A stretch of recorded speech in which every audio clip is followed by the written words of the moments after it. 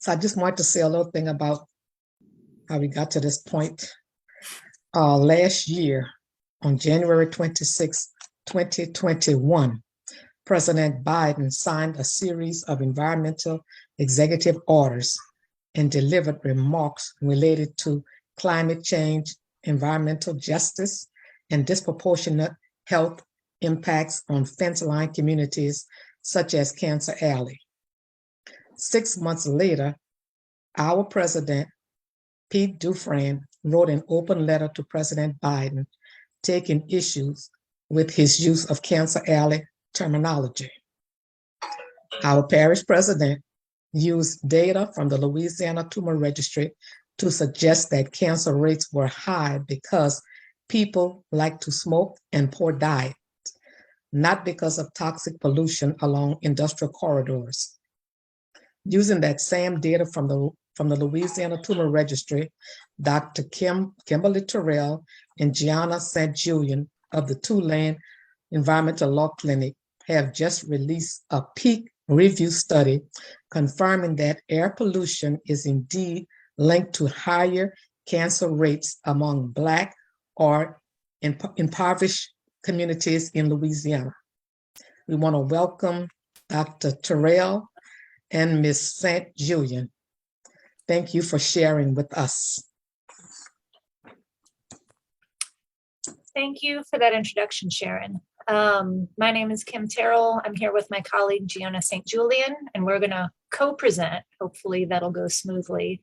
But we wanted to share the results of our study with y'all. And this presentation will be available to anyone who wants it, as well as a recording of this talk. So Sharon laid out really good context for why we did this study. And to build on what she just told you, we're scientists who work at the Tulane Environmental Law Clinic, and many of our clients are dealing with burdens of toxic air pollution, including in St. James, St. John, and Calcasieu parishes. The state has repeatedly claimed that there is no health problem, that there is no effect of toxic air pollution, and the DEQ repeatedly has pointed to tumor registry data, as well as local decision makers and politicians pointing to the tumor registry to support that narrative. So we said, okay, well, let's actually dig into the data and let's look at the tumor registry reports. Because it's clear that there's a disconnect here, right? So we're hearing from many people who live in your communities that they know a lot of people who have suffered and died from cancer. And this firsthand experience is really important, and it has a place in decision making, and we shouldn't need these kinds of studies that we're sharing with you tonight. But at the same time, we have the state saying that tumor registry data suggests that local cancer rates are not elevated. So clearly there's a disconnect. And I want to kind of go into some of the issues with how DEQ uses this cancer data. The first, which is really kind of a side note, is that the data that DEQ is talking about doesn't even suggest what it's saying. Right? So what does it mean, local cancer rates? What number is DEQ actually referencing? Well, it turns out that if you follow the footnote, the local cancer rate in that report was 510 for the census tract where Formosa would be built in St. James. And this number actually is higher than the Louisiana average, but it wasn't statistically higher. It didn't pass a statistical test in this report. But if the number suggested anything, it suggested that the cancer rate was elevated, right? So DEQ has sort of taken this message and misconstrued it. The tumor registry started out by saying, oh, the number was higher, but it was not statistically higher. And then DEQ sort of turns that into, well, the data suggests that the cancer rates are not elevated. Beyond that, and I want to note that wherever I've included data in this presentation, I include links to where you can find this. Because if somebody is, drilling you and saying, where'd you get this information? I want everyone to have the ability to point to the report that I'm looking at. But the bigger problem with how DEQ approaches this issue is that they're really only looking at two different places.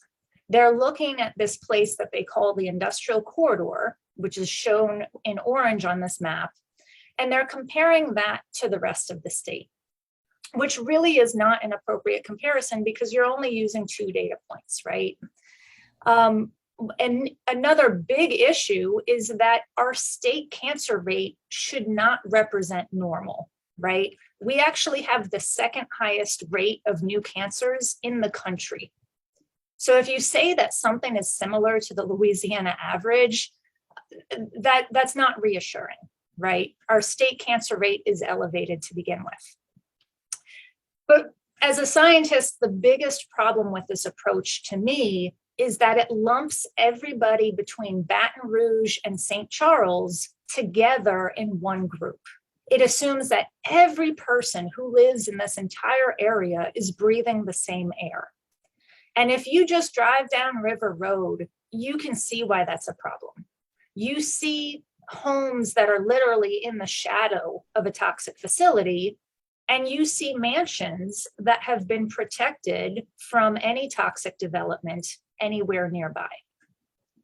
So again, LDEQ's approach is to use two data points and to compare the orange area to the rest of the state, which is already too high, when in reality, we know that there are facilities that release toxic and cancer-causing pollution throughout Louisiana, in every region of the state. And there is a high concentration of those facilities in the area between Baton Rouge and New Orleans.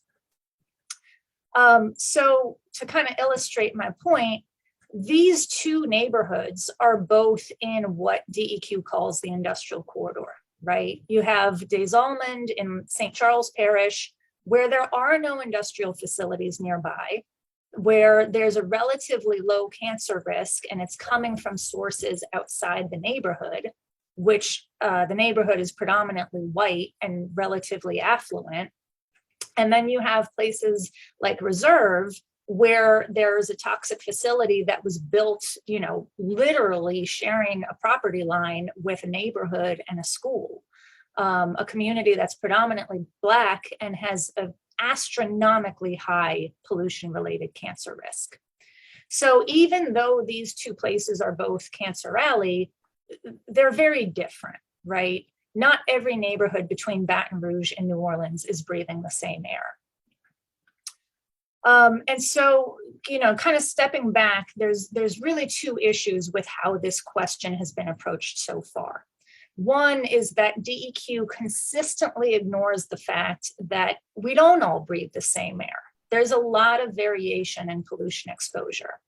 And DEQ consistently ignores other factors that affect cancer rates. So things like poverty, access to healthcare, there's a lot that influences the local neighborhood cancer rate. So I'm going to hopefully pass it to Gianna at this point to tell you a little bit about the previous research. So as Kim said, there were a lot of reasons for us deciding to do this study, but one of the reasons is because a lot of the previous studies didn't look at things from the holistic view that we wanted to try from. For example, a lot of the previous studies didn't look at pollution versus cancer, dealing with statewide Louisiana or just throughout Cancer Alley as a whole, or at least none in the last decade. A lot of the previous studies didn't include pollution data when they were referring to a lot of the things happening in Louisiana. They also didn't include enough people to have a good sample size. And a lot of them also didn't account for other factors that can affect cancer rates, such as poverty. Finally, in 2018, the Louisiana Tumor Registry released neighborhood level or census tract level cancer data. And this allowed us to have a better view of what's actually going on the neighborhood level. This gave us about 1,000 data points to work with in the entire state, approximately 1 per neighborhood, as opposed to having only 64 data points previously when looking at things on the parish level. In St. James Parish, as you can see on this map, these are the districts that we have here. And previously, before we were able to look at things on the neighborhood level, we only had one average cancer rate that represented the entire parish. And as Kim said before, that's assuming that everyone in the parish is breathing the same level of toxic air pollution, as opposed to what we really know to be true, which is certain people are experiencing higher levels in these neighborhoods that are right next to these industrial facilities. So now that we have this census tract level data, we have 7 different cancer values for St. James Parish, approximately 1 per census tract. And you can see this map. Oh, if you go back for 1 second. So if you look at this map, it roughly corresponds to the borders or the boundaries that the census tracts actually follow also, but not exactly. There's a little slight difference. So in our paper, we used self-reported industry data from these industrial facilities, and EPA uses this data to calculate a cancer risk. And based off of what we found, or actually the EPA found it and we expanded on it, is that there is elevated cancer risk across Cancer Alley and in Calcasieu Parish. But you can see even in the highest category of the areas that have higher cancer risk, there's still a lot of variation between 17.4 up into the thousands as far as cancer risk. But LDEQ's approach to this information was that the elevated cancer risk doesn't matter because the risk is not high enough to cause any health problems. But this viewpoint is based off of no evidence. So with all of that being said, our goal was to answer 2 questions. 1, are the firsthand experiences of the Cancer Alley residents reflected in the Louisiana Tumor Registry data? And 2, does toxic air pollution contribute to Louisiana's high cancer burden? And now I'm going to pass it over to Kim to get into some of our methods. Sure, thanks, Gianna. So we, overall, big picture, we have 2 data sets. We have neighborhood cancer rates and we have neighborhood pollution levels. And for all the controversy that has existed about Cancer Alley, it seems surprising that nobody has tried comparing those 2 things, right? Pollution data and cancer data. So as Gianna said, our study is strong because we have a lot of data points, right? Instead of looking at one neighborhood and comparing it to the state average, or one big area and comparing it to the state average, we looked at every neighborhood in Louisiana for which we had both pollution data and cancer data.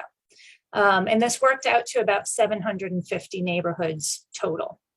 And again, when I say neighborhood, I really mean census tract.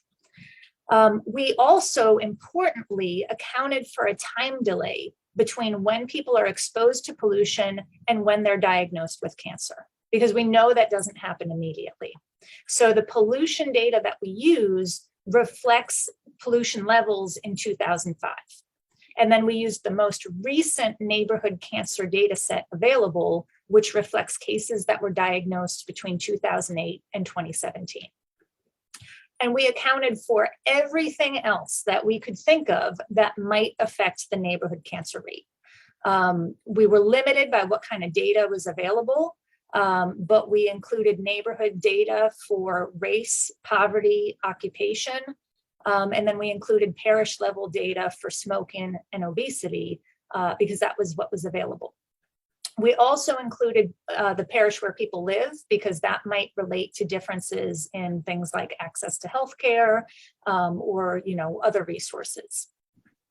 And what sets our study apart from other studies is that we also allowed for an interaction between pollution and other risk factors. So for example, we can see whether pollution affects poor or affluent neighborhoods differently. And so to kind of put this into pictures, right? So on the right, we have the neighborhood cancer rates that we got straight from the tumor registry.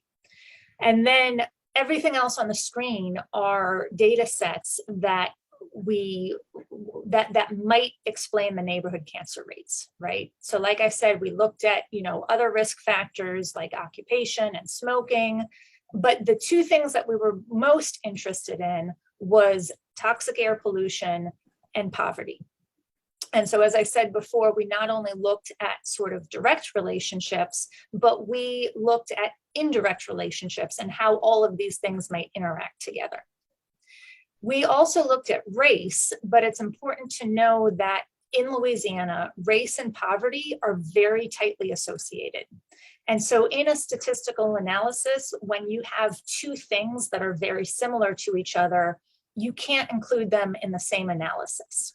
So we did another separate analysis where instead of looking at poverty, we looked at race.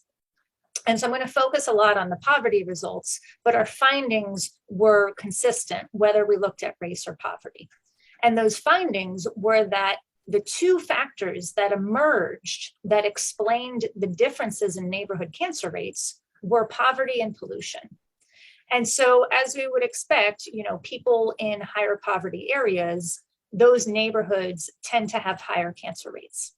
But very importantly, we also saw a strong effect that was related to the relationship between poverty and pollution. And we'll we'll talk more in depth about that in just a moment. And we saw the same thing for race as well. So I'm going to hand it back over to Gianna to talk about some specific numbers. So now diving into some of the numbers that we came up with. So as Kim said, we had about 750 neighborhoods that we were able to pull data for. And when you're looking at those 750 neighborhoods, we had an average cancer rate of 480.3, as you can see where it says Louisiana overall. We then had two separate categories. Some areas of the study had below average poverty rates, which was under 18%. And we had some that had above average poverty rates, which were above 18%. In the areas that had below average poverty, we had areas with very low pollution that had a cancer rate of 473.5 for an average. And we had areas with high pollution that had an average cancer rate of 468.9 cases. We then had areas of above average poverty that had very low pollution, which had an average cancer rate of about 478.8. And then we had areas with above average poverty and very high pollution that had an average cancer rate of 501.7. So using this data, we then took our areas that had the above average poverty rates and very high pollution. So we took their cancer rate of 501.7 and compared it to two normal values. One of those normal values being the average cancer rate for all of the 750 neighborhoods that we looked at, and the other value being the areas that had above average poverty and very low pollution, which is the 478.8. And then we took into account our population size, and we were able to conclude that there's an estimated 85 extra cancer cases per year in Louisiana that are caused by severe toxic air pollution. This is also 850 cases over the last decade. Now, it's important to note that this is actually a very conservative estimate because it assumes that no one gets cancer from air pollution in mostly white neighborhoods. So I guess the next question would be, why is the link between pollution and cancer different in high poverty versus affluent neighborhoods? So there's a couple reasons for that. One of them being affluent neighborhoods tend to have more access to high quality preventative medicine. Studies actually show that African-American neighborhoods experience higher exposures to air toxics and other known carcinogens than white neighborhoods. But due to the lack of higher quality healthcare in these Black neighborhoods, there are significantly higher rates of misdiagnosis and less early intervention and treatment of the diseases associated with pollution exposure. Another reason for these differences is geographic mobility. higher affluent neighborhoods have more access to resources that allow them to leave, move around a lot, whether it be, away from the toxic air or just because they decided to move. And also neighborhood growth rates are higher in these affluent neighborhoods.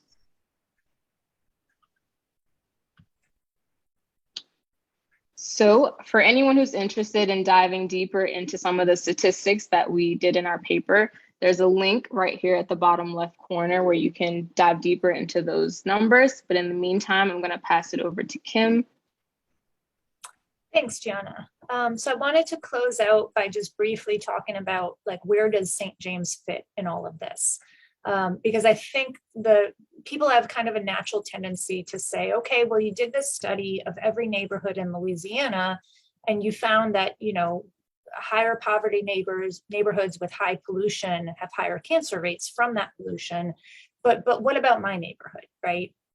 So I wanted to kind of share the St. James data to give a little more context. So as Gianna previously said, the overall average in our study was 480 cancer cases per year per 100,000 people. And in that, most polluted group, the average rate was much higher of 501.7, about 502. So up on the screen, we have a map of the census tracts in St. James Parish. And so one thing we can immediately see is that census tract 405, which roughly corresponds to the 5th district, has a much, much higher cancer rate of almost 578 cases per 100,000 people per year. And so even since the DEQ has issued the Formosa permit decision, the newest cancer data are even more concerning than the number that was out there when DEQ made that decision. Similarly, if we look across the river to census tract 404, which is roughly the 4th district, we also see that the cancer rate is higher than the state average. And so again, the tumor registry would tell you, well, this number is not, statistically higher than the state average, but that's the problem with only looking at 2 data points, right? You're not getting the whole picture. You're looking at this one neighborhood, you're comparing it to the state average, and you don't have a lot of ability to reliably say whether this number, 495, is normal.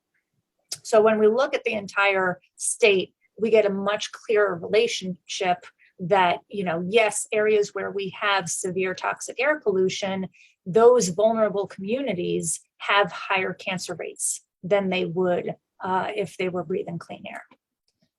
So I want to just conclude with some take-home messages. I know we've shared a lot of information, and I want to focus on a couple key points to wrap up. The first is that we did not generate any data for this study. We used state and federal data sets that are already out there. And so all of this can be independently reproduced. Ultimately, the pollution data is based on what the industries report. And so that, that limits us, but it also, I would say, makes this more conservative, right? So this is kind of a best case scenario in terms of pollution data. Our study provides really strong evidence that toxic air pollution contributes significantly to Louisiana's high cancer burden. And we very conservatively estimated that that works out to 85 extra cases a year. In reality, it's probably a lot more, but we try to err on the side of being conservative so that this study and this information will stand up to scrutiny. The link between toxic air pollution and cancer is obvious when you look at data for Black neighborhoods or higher poverty neighborhoods. And we did not see that link in more affluent or predominantly white neighborhoods. But it's important to make the distinction that we can't rule out that relationship, right?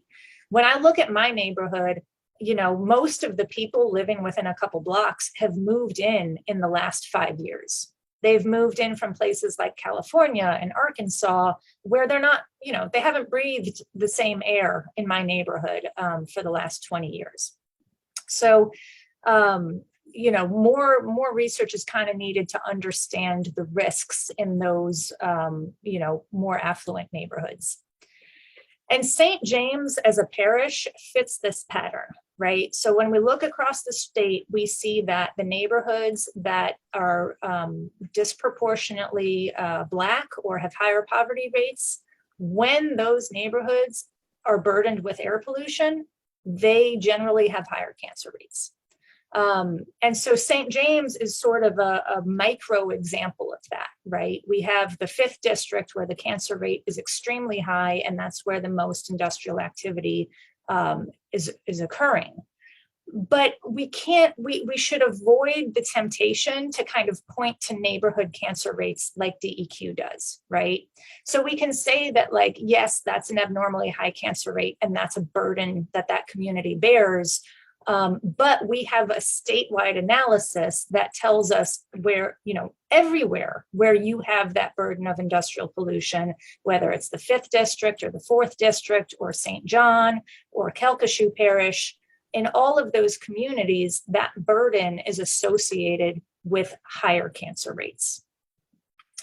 And ultimately, our study provides really strong evidence that many cancer cases in our state, which has an abnormally high cancer rate, many of those cancer cases could be prevented by reducing toxic air pollution. So I want to thank you all for listening, and I hope we've allowed time for questions, and we would be happy to answer any questions you might have.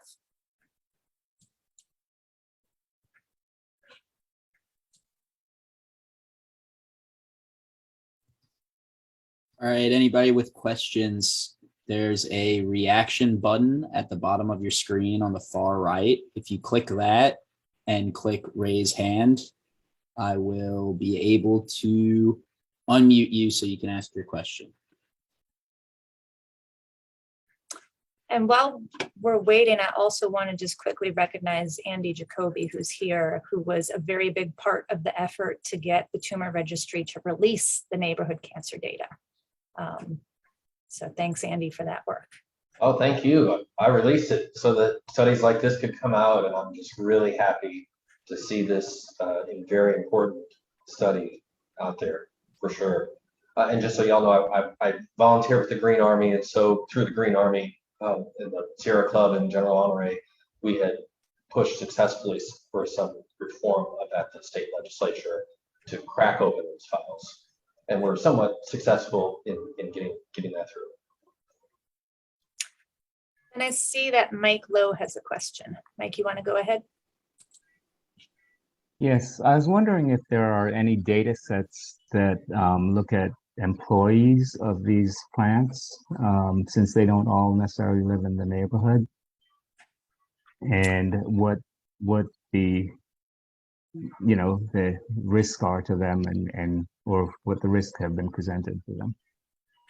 That's a great question.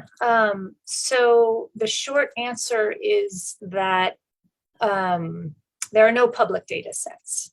Whether the companies track the health of their employees privately, I don't know, but certainly that type of data is not available to us. But I also want to make two important points. One is that all of the protections that the state and EPA give to people to protect their health from these pollutants, none of those consider the combined risk of living and working together, right? So the national ambient air standards and the state standards, they're all based on community exposure. And then you have like OSHA that has limits on workplace exposure, but there is no limit out there that protects somebody who lives and works in and near these plants, right? So if I live in Reserve and I work at Denka, there's nothing that accounts for the fact that I'm exposed to that at work and at home. And then secondly, shoot, what was the other thing I was going to say? I knew I would forget this. But there was one study that was released by Shell, I think in like 1990, that looked at mortality patterns among its workers. But it's important to keep in mind that sick people generally aren't working, right? So when you have these occupational studies, there's a phenomenon called the healthy worker effect, where any study of a workplace is going to be biased towards healthy people because the sick people aren't there, they're at home.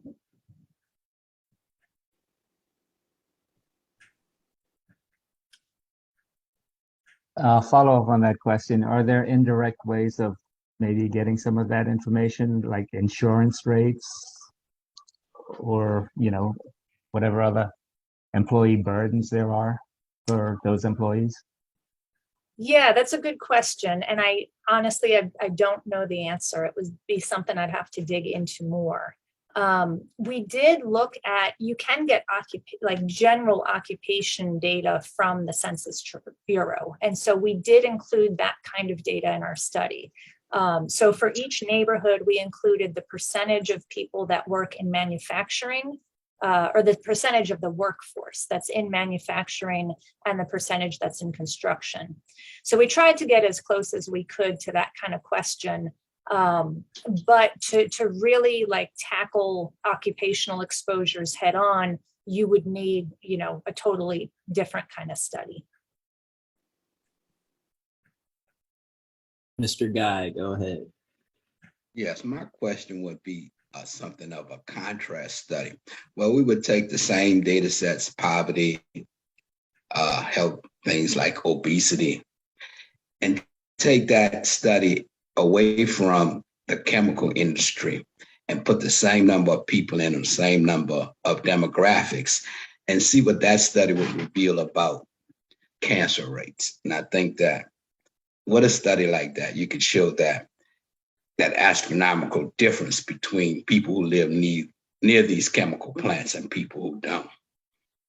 Yeah, so that's a great point. And that kind of study is called a case control study, where you look at a group of people and then you have a control group. The LSU and the Tumor Registry actually did a study like that back in 2010. The problem is that they looked at lung cancer, and rather than starting with the communities, they started with the lung cancer cases. And so, as you might expect, if you're looking at 10 lung cancer cases, 9 of them probably came from smoking, right? So by the time they whittled the number down and figured out how many of these cases live near a petrochemical facility, it was such a small number of cases that it really didn't produce meaningful information. And so a better way to do that would be to start with the community and say, okay, we have this exposed population. We are going to track its health outcomes and compare that to an unexposed population. And I think one reason that hasn't been done is because nobody wants to be a lab rat, right? Like if you live near a facility that is killing you, you don't want to sign up for a 10-year, 20-year study. You want action now. And Mr. Taylor, I think, can speak to some work that was done a couple of years ago, where, when Gianna and I were preparing this talk, we were like, okay, what about the Denka study, right? Like we're talking about how there hasn't been any studies, but there was a study around Denka. And so I want to be very clear that there have been no statewide or Cancer Alley-wide studies. A couple of years ago, there was a very well done study focused on the communities living close to Denka that looked at whether the people who live very close have a higher occurrence, a higher frequency of cancer and other diseases than the people who live farther away. And that study found very compelling data that, yes, there are more health problems in the group that lives very close to Denka. And so that kind of study could be done elsewhere and modeled elsewhere. At the same time, we try to make the case that it doesn't need to be, right? Like we don't need to prove that people are dying in every neighborhood in Louisiana that's polluted. It should be enough to look at the entire state and say, hey, where you have pollution, you have more cancer cases. And so if you have extreme pollution in Reserve or St. James or Union or Welcome or Mossville, that should be enough to take action.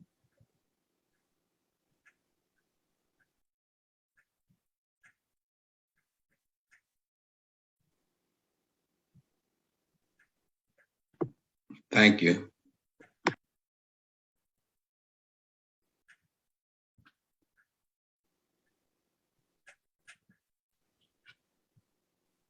Mr. Taylor, you're muted, but I see you have a question.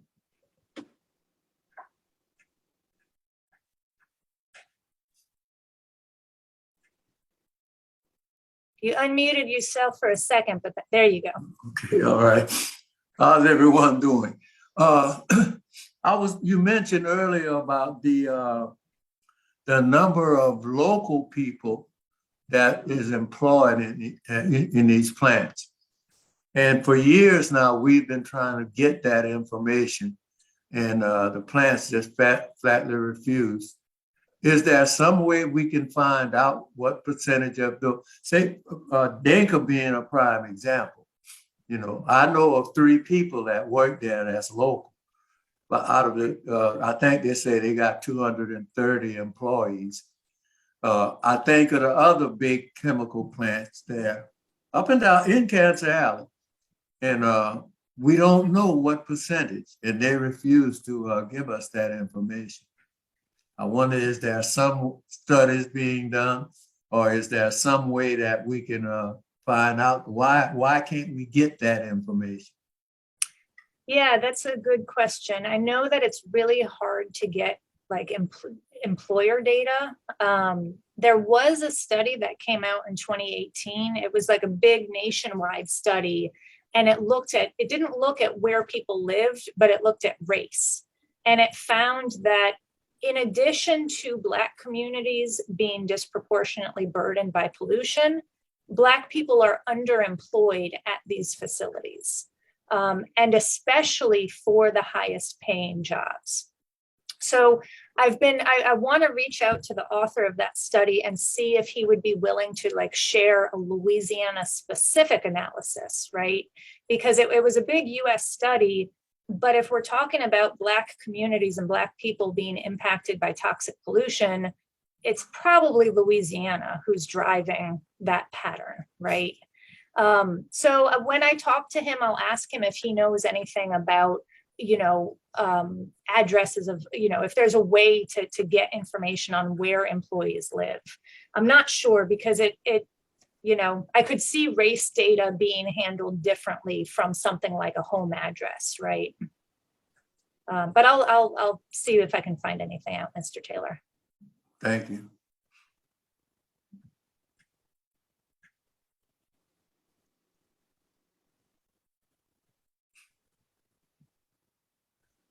And I see there's stuff in the chat. Are there any questions? No.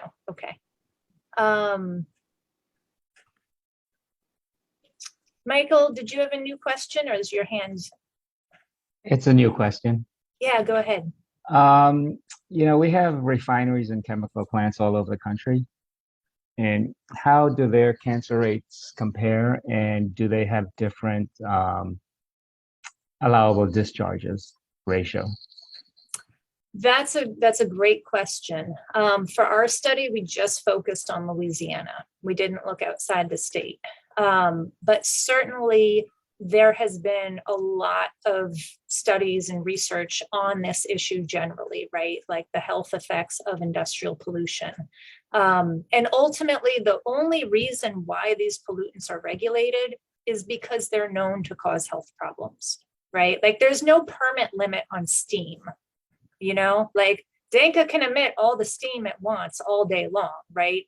The reason why we talk about chloroprene and ethylene oxide and benzene is because these are chemicals that have been well documented through, controlled studies to cause health problems.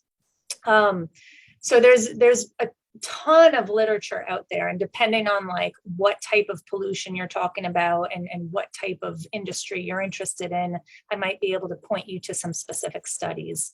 But for the purposes of this study, we focused on Louisiana because our goal was to help our clients refute some of the state's talking points.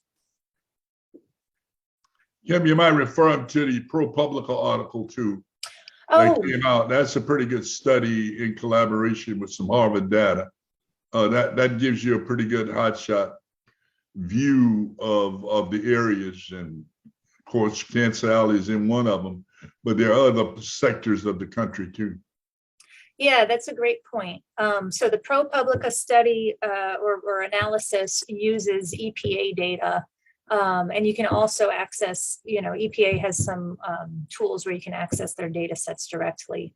But basically EPA, tallies up all of the pollution emitted, that affects a community and creates an estimate of the overall cancer risk. And so that is the data that we used in our study. And ProPublica used sort of a different data set from the EPA that's also very useful in their analysis. To those of you interested in checking out that ProPublica report, I've just added it to the chat. Thanks, Jack.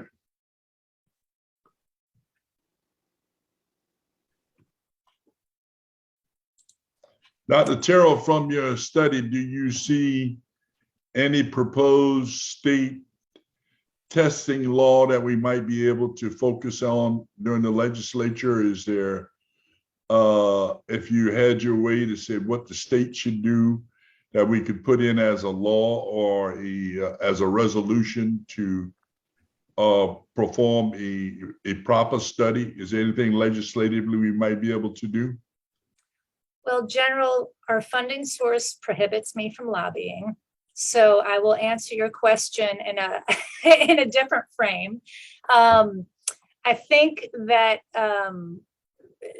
that our study sort of really highlights the value of the EPA data sets that we get, right? So when we say, hey, reserve has a cancer risk that's 50 times higher, 50 times higher than the national average, our study shows that those estimates actually connect with on-the-ground health outcomes, on-the-ground cancer cases.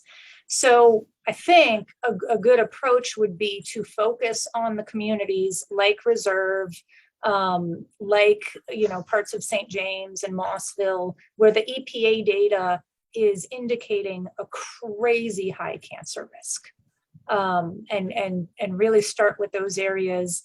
And then also look for gaps, right? So Nucor is a great example to me. Nucor in St. James Parish has been blowing their permit limits for years, including, blowing their limits, and there's no monitoring whatsoever in that parish, right? There's EPA and DEQ is doing no monitoring for any toxic pollutant emitted by any facility in St. James.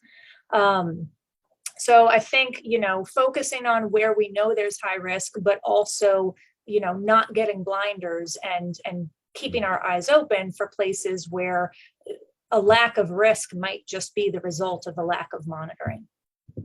Well, I smell a bill in there. I'll call you offline with Andy Jacoby. We do have an air monitoring bill, Senator Cleo Fields, but I think it gives some science to his air monitoring bill that we should be inclusive of your study, Andy. And I'll give it Senator Fields tomorrow, and we'll set up so you could brief him. And I think not from a lobbying standpoint, but from a scientist standpoint, to brief your findings, and that's allowable as we go forward to present the air monitoring bill and to get some degree of resolve on the three spots you mentioned. Absolutely, and I'm happy and available, to brief any politician or decision maker on, y'all set the agenda. I'll come in and talk about the science. Okay. And I did include a link in the chat to the presentation for anyone who wants it. And I'll also email it to Gary Watson for anyone who's not able to access the chat. Has Reason 6 seen your presentation yet? So not yet. We are hosting a webinar on the 25th at Tulane. It's going to be co-hosted by the Environmental Science Department, the Law School, and the Tulane Cancer Center.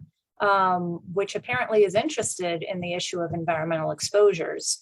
So that is going to be something that is going to be in person and on Zoom. So I will definitely be sharing that announcement with Dr. Nance. And I'll send it to you, Gary, so that you can distribute it to anyone who's interested. It'll be a more technical version of tonight's talk, which is maybe kind of scary to think about. It was a little more technical tonight than I wanted to be. Gregory, did you have another question? I see your hand. Yeah, just quickly. And I'd like to thank you. We appreciate your hard work and effort in sharing with us. But as a layperson, taking this data and being able to answer the op-ed put out by the parish president, how would I articulate that? And just in a small couple of sentences. Gianna, you want to take not to throw you under the bus, but why don't you take a step, since I've been dominating the Q&A, and then I'll fill in. I'll give my version after you give your version. How about that? Okay. I think definitely pretty much what we had on our last slide of the presentation. Definitely that we can link the 85 extra cancer cases per year to the pollution, toxic air pollution. Definitely that we can link the high levels of pollution and increase in neighborhoods that have high levels of poverty to increase cancer cases. Here you go, Kim. No worries. This is a good, they say you should be able to do a 5-minute or 5-second elevator speech, right? I would really point to the fact that we looked at the tumor registry data, right? We're using the same data set that the parish pointed to, but we are accounting for the fact that every neighborhood is different, right? Every neighborhood has a different pollution level in Cancer Alley. And so you have to actually compare the pollution data to the cancer data. There is no pollution data in the tumor registry's report. There's not a single shred of pollution data. So if you want to look at the relationship between two things, pollution and cancer, how can you do that if you don't have any pollution data in your cancer report, right? So my take on the tumor registry is that and I think, other people have different opinions, but my opinion is that it's a good registry, but the information is misused all the time. And the registry is not doing enough to take action against that. And so, everything that the parish presidents point to, when they say the industrial corridor, who breathes, all of the air of the industrial corridor mixed together at once? Like that's not a strong way to answer this question. So it really come back to, hey, now there is actually a published scientific study, right? There never before was a published scientific study that looked at tumor registry data for the entire state, right? This is the first one. So now it's peer-reviewed, it's published, it's a scientific study, it uses the tumor registry data, and it also includes pollution data because not every neighborhood between Baton Rouge and New Orleans is breathing the same air. Thank you. You guys are so informative. I appreciate it. No problem. Y'all ask really good questions.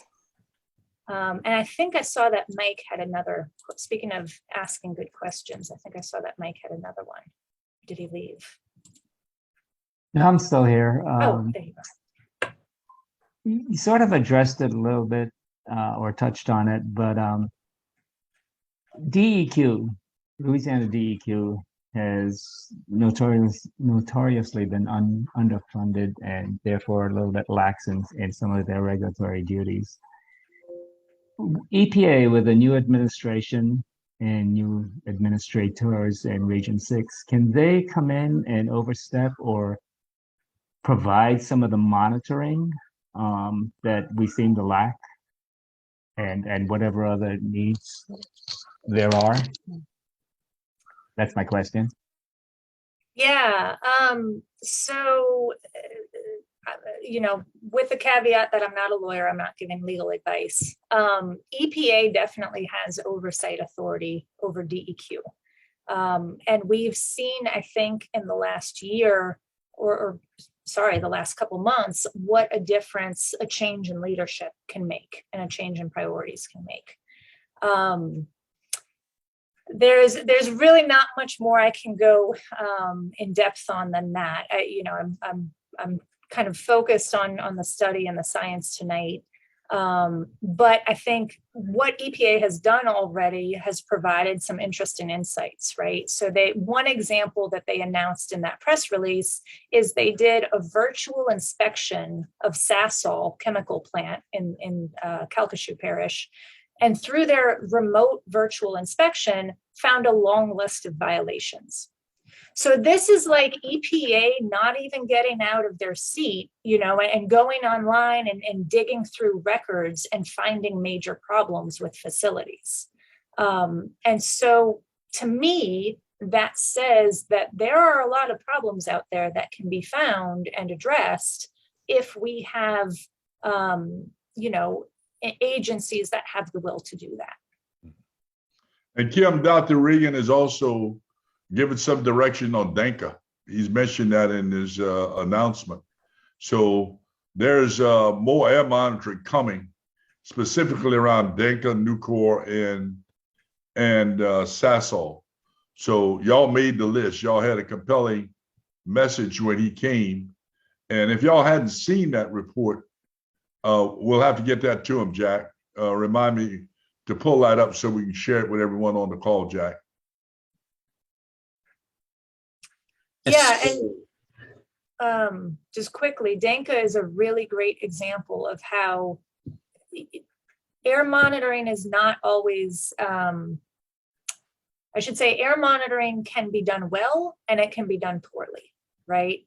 So everything I've seen from this new plan and this new EPA administration seems to suggest that the new air monitoring is going to be what it should have been all along, right? It's going to be thorough, it's going to be sensitive, it's going to be in the right place at the right time. Whereas previously, EPA had put in these SPOD monitors that were not sensitive enough to be triggered by harmful levels of chloroprene. So it's really easy to generate a zero value, right? You just put a piece of equipment in a community that isn't sensitive enough to detect anything, right? So it's, really important when we're calling for air monitoring to make sure that whoever's doing the monitoring is measuring the right thing at the right place at the right time with equipment enough that is sensitive, with equipment that is sensitive enough to actually detect harmful levels of what you're monitoring. And Mr. George, I think you've had your hand up for a little while.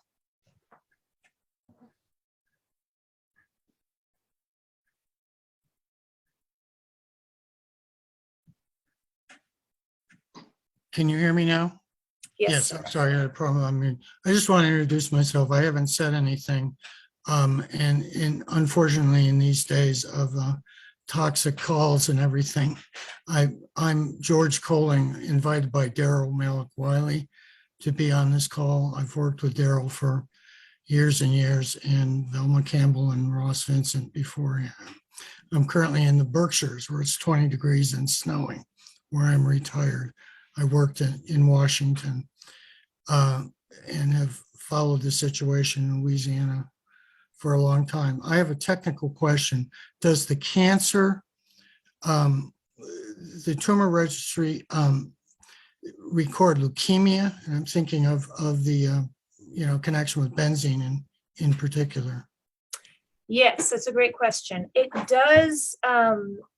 does keep track of the data by cancer type, which might lead to the obvious question of why didn't we look at specific cancer types?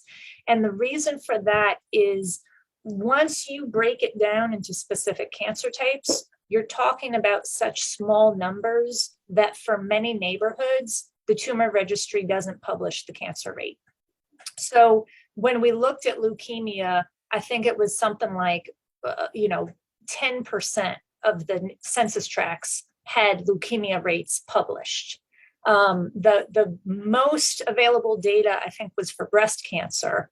And that was like maybe 60, 75% of neighborhoods had a cancer rate published. So, we focused on overall cancer rates because that gives us the biggest population size, and that allows us to look at, all 750 neighborhoods. But to your point, like a very important area for follow-up research would be to look, at specific pollutants at specific communities. Although again, I try to reiterate, like, we don't need people to die for LDEQ to take action, right? Like, there should be enough evidence by this point. Has your study been challenged by any of the trade associations yet, or specific industries? So the scariest part of all of this is that I haven't heard a peep from any of them. If I knew what the criticisms would be, I would somehow feel better. But we published this as a report last summer because we wanted to get the information out there, as quickly as possible.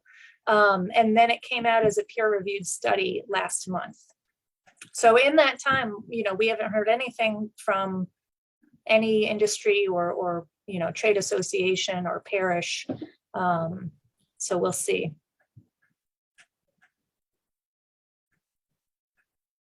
Mayu. Hi, good evening. Thank you so much for your information. It's been really valuable. I am curious to know if, in relation to your data of cancer, if there needed to be a certain severity of cancer or a certain stage of cancer in order for it to be considered, legitimate in terms of your research. So if it was a benign cancer versus something that's a stage 4. That's a great question. So the tumor registry publishes, so we used cancer incidence rates from the tumor registry, which is the number for everyone else, the number of new cancer cases diagnosed in a year.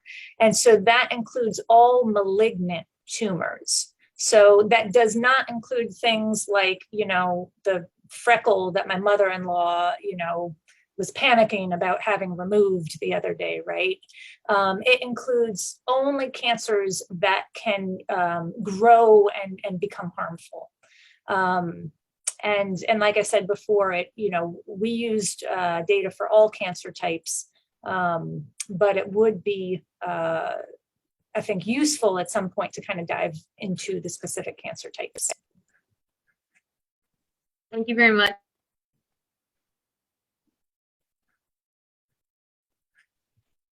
I just wanted to mention that the EPA announcement that General Honore and Dr. Terrell were talking about is posted in the Zoom chat. If anyone's got any more questions, please raise your hand.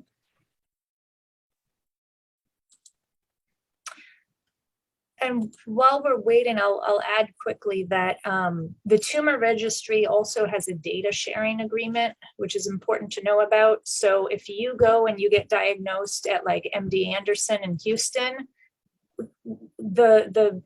your diagnosis gets captured based on the address that you provide. So if you tell them, hey, I live, in St. James, that number still gets counted in the Louisiana Tumor Registry. It wasn't always like that, but I forget when that data sharing agreement was established, but it is in place now, because I know that's a common concern.